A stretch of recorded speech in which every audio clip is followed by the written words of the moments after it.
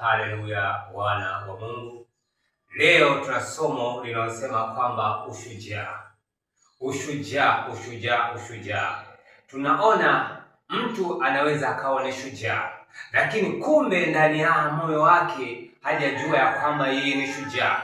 Toka ulipozaliwa, toka ulipokuwa unaanza kutungwa mimba ya kwako, wanasayansi wanasema ya kwamba watoto wengi hukimbizana kwenda kwenye mlango wa uzazi, lakini yule ambaye anayebahatika kuingia ndiye ambaye anakuwa ni shujaa, anakuwa ndio mshindi.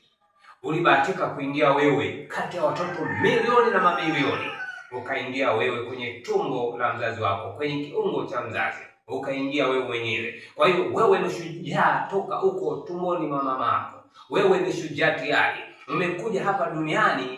Wewe vile vile ni shujaa katika mambo yako yote ambayo unayofanya katika Tanzania, Kenya, Uganda, hata Ethiopia, huku na kule, katika Afrika Mashariki, katika dunia nzima. Wewe ni mshindi kwa kuwa uko kwenye tumbo kama vile ambavyo ulivyokuwa kwenye tumbo la mama. Na hii dunia ni tumbo ambalo kuna watu wengi sana wanakimbizana. Watu wengi sana wanakimbizana katika biashara, watu wengi sana wanakimbizana katika kazi, lakini wewe utakuwa ni mshindi tu.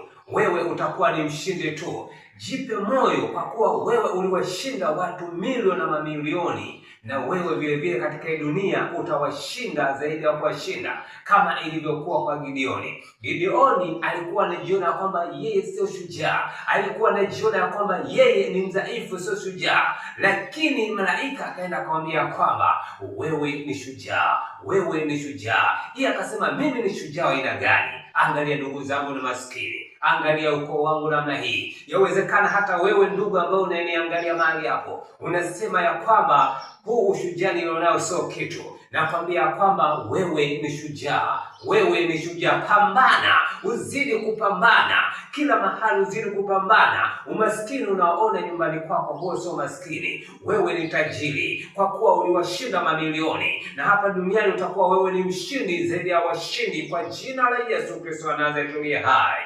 Amen.